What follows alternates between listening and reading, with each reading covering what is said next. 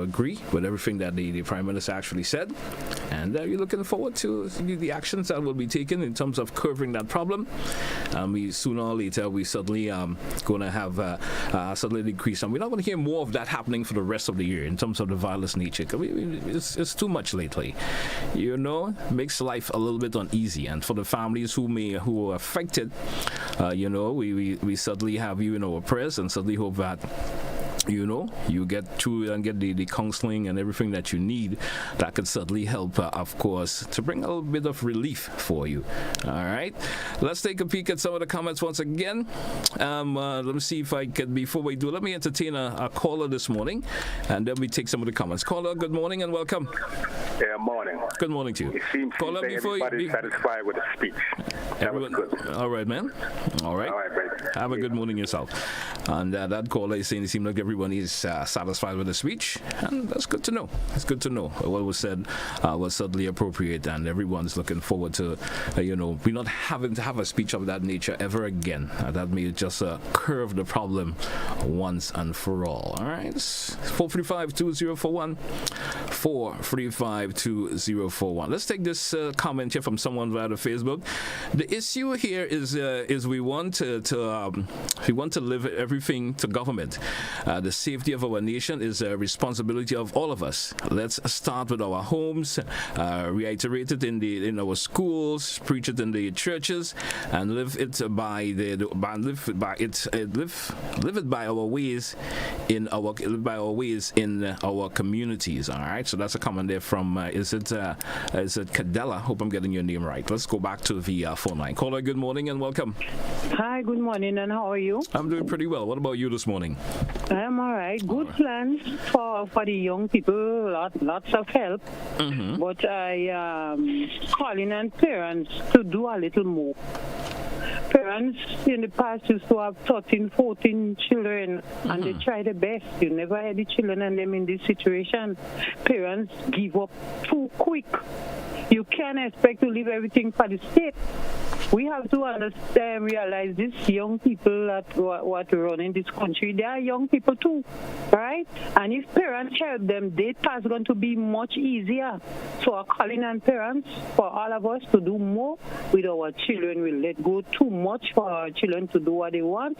And I would also like to the government to looking into the rum that they're making. Something and right with the rum that they're making, because to me, the young people and them, they don't have a proper diet, and when they drink this rum, they mashing up the brain and having them to do too much, especially those young children who are drinking the rum. The brain's too young for this heavy chemical they put in it. So I don't know what they could do, raising the price, do helping. So they have to find out what they're making this rum. They're making the rum they're making now, to me, affecting brain. Thank you. Thank you for your contribution also. 435-2041, 435-2041. And let's grab another comment via the Facebook page this morning. And this Rona is saying it is us as a people to step up and step up now. Let's implement what the PMs has laid out, I should say. And working together is always a plus. Let's go back to the phone line. Caller, good morning, and you're welcome. On to the point. Good morning. Good morning to you, sir. To solve most of the young people problem is the government has to provide incentives to create jobs for them. Mm-hmm. That's what they need, basically, because they live in a reality, and they need jobs to get money to buy things and whatever they have to do. So the government need to provide incentives to the public. So caller, may I ask you, if you have the option of offering some incentives to young people, through maybe speaking from some governmental institutions, whatever, what are some of you would like to offer young people? What are some of those incentives you would say you will put out there for young people? Well, I have my own, but what I'm saying that the government should know. Mm-hmm. Because they I understand you said the government should know, but I'm just asking you if you care to provide some answers, some incentives. That's what you want. Yeah. Okay. If a young man or a group has to do some entrepreneurship, like import machinery that machinery should be given duty-free in the first case. Places that are vacant, the government has a lot of vacant buildings around. It should be made available to people who want to do business at a very low rental or practically free, as far as I'm concerned. You don't understand that people, young people, nothing is wrong with them, you know. They're not bad, as we say. They are good people, but they need assistance and they need what you call mentorship from the older folks, and so that they could get something to do to help themselves. But when you don't create any of these incentives, as I say, well, they think you're not interested. Well, what about the option where people may perceive some of the incentives that you mentioned as being handouts? Let me tell you something. When I heard last election, the Attorney General, Claudia Joseph, said on the carnage here that the people, the boys and the carnage are greedy and hungry. Is that an incentive? Is that any sort of encouragement to them? So these are the things that we need to stop doing or saying. Okay, well, that has passed now. Elections come and gone. But you need to provide incentives. And the incentives, and I know the government is listening, you know. They're listening. But they need to come up with a think tank. Get people together. Get the older folks who were there and they knew how things were done. But I don't think they're interested in that. You put in all effort on the young people, fine. I have no problem with that. But bear in mind, the young people you see today who are in parliament, they had older folks who trained them. That's where they are today. That's why they are today to be doing what they're doing. All right. So let us hope that they take a hint, come up with incentives to help the young people to get a job or to do something gainfully. I'm not criticizing them. I'm not criticizing the government. I'm not criticizing the people, the young men. I'm saying that this is what, in my opinion, this is what I think has to be done. All right. And should be done. Thank you. Thank you so much for your contribution, caller. Thank you so much. 435-2041, 435-2041. And let's go back to the phone line. Caller, good morning. You're welcome. Good morning, brother. How you doing? Not too bad. Not too bad at all. What about you? I'm fine myself. Okay. And I want to echo the sentiment of the last caller just a little bit, but go a bit further. I think yesterday Russia suspended that Green Deal between them and Ukraine. And soon after that, oil price started going up. The grain price started going up. So eventually, price at the shop in Greater here might go up pretty soon. Yes. So we're talking about more hardship for our people. So I do think that the government need to put the thinking tank together right now, because when you have hardship on people, eventually they go look for means and ways of making life easier. And some of them like crime, they will go down that road.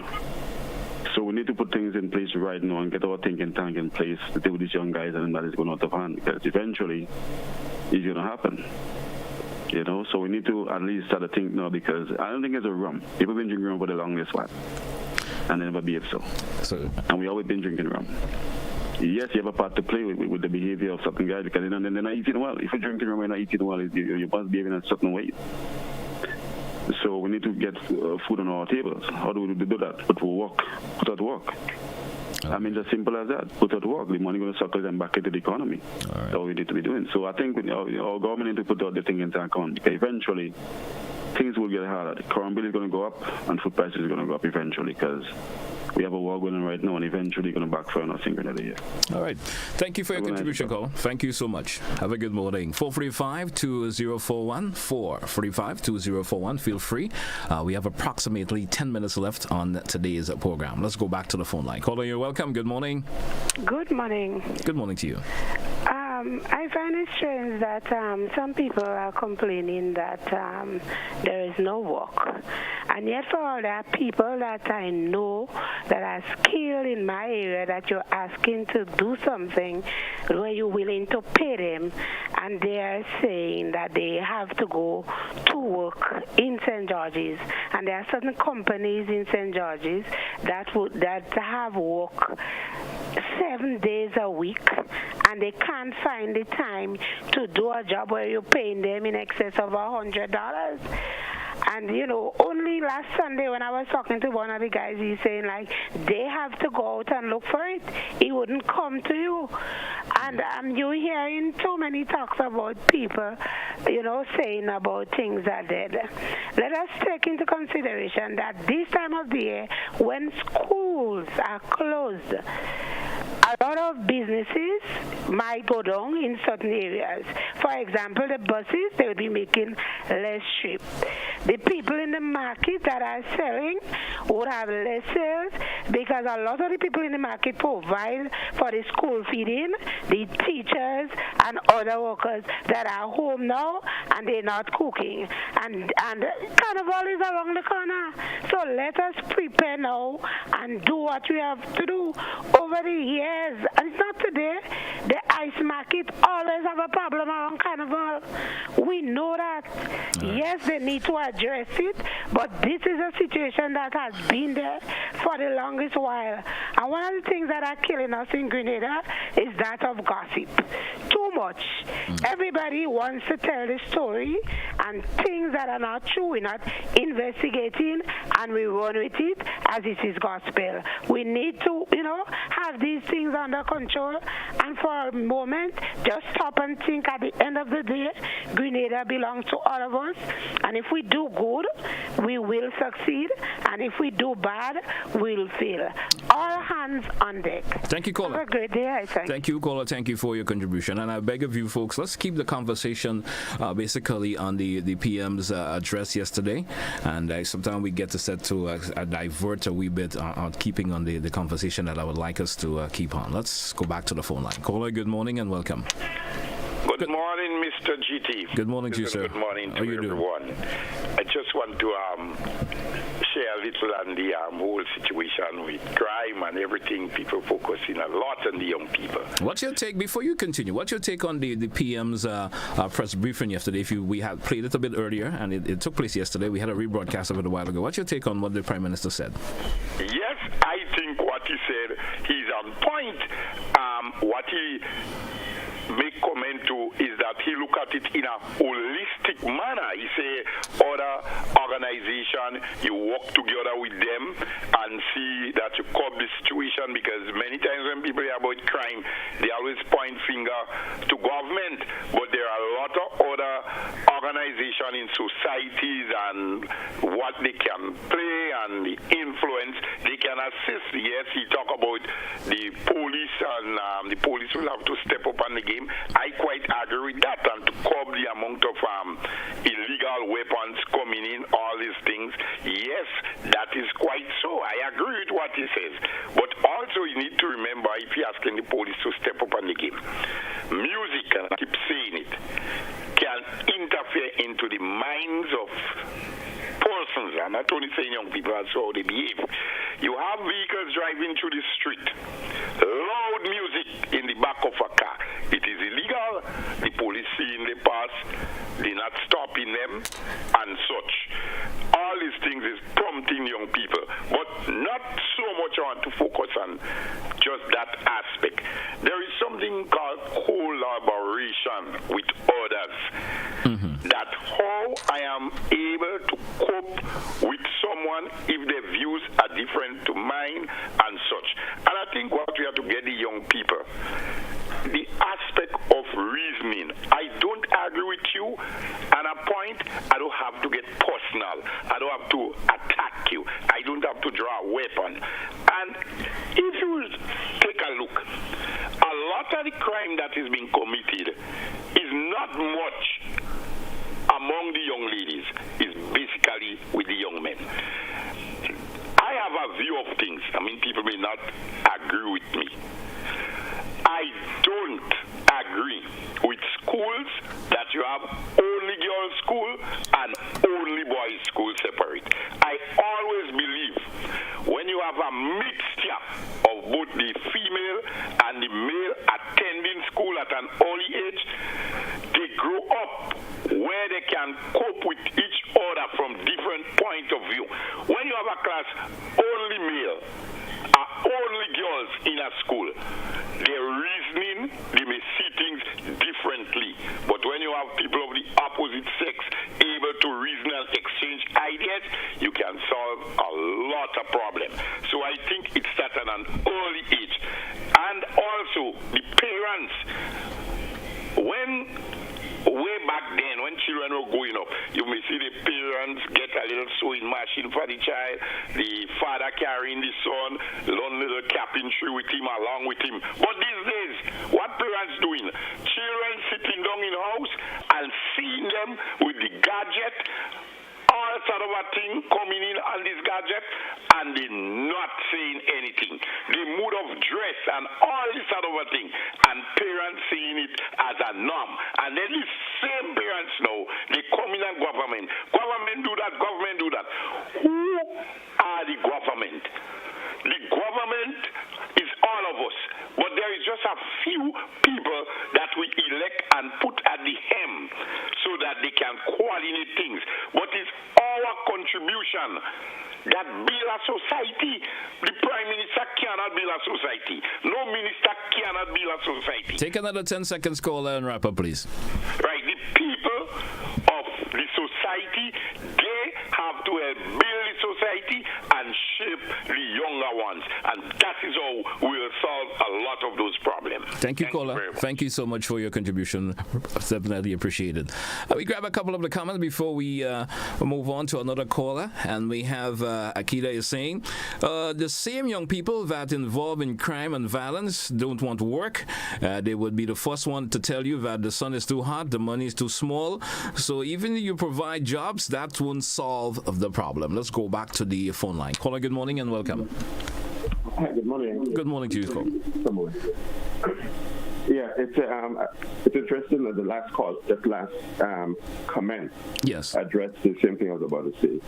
There are a number of causes of violence and this sort of criminal activity, not least of which is the absence of good role models, male role models in our society. But to just decide and just assume that the people who are committing crimes are people who are out of jobs and looking for jobs, that's a sad mistake. How can we find a solution without discovering, looking and investigating the problem? What percentage of those people involved in crimes, in the homicide, are unemployed? And what percentage of those who are unemployed are looking for jobs? All right. Unless we have those just jumping up and saying that give them jobs. Do they need jobs? A lot of these guys have jobs. They have money. That's why they go in and partying and getting drunk and doing all this kind of reckless things. So I don't know that we actually are looking at the problem from its source. Some of them may be unemployed, but unless we have the statistics to show the link between unemployment and criminal activity, let's just listen and find out. All right. That's my simple advice. But it's a problem. It's worrying. It starts from the home. It has to do with the lack of spirituality and lack of consciousness, the overconsumption of alcohol, many things. But don't just say give them jobs and the crime's going to end. Makes no sense to me. Totally. Thank you, caller. Thank you so much for your contribution this morning. Hey, folks, it's straight up 10 a.m. in the studios here of Classic Radio. Folks, I want to thank you so much, all who contributed to today's program. Of course, we started off this morning with a rebroadcast of the Prime Minister's press briefing yesterday. And with that concluded, we certainly asked for your comments on the press briefing. How do you feel about the address the Prime Minister actually made. And suddenly there were some relevant comments being made, and I suddenly do appreciate it a whole lot. Thank you once again. Join us again tomorrow for another edition. On Thursday's program, we do entertain departments within the Royal Grenada Police Force, and we certainly will have them in tomorrow. Until then, have yourself a good one, folks. All viewers and listeners, have a good day. All the best wishes. As I would always say, be good to yourself and others. Have yourself a good one. That's what we say goodbye for this edition.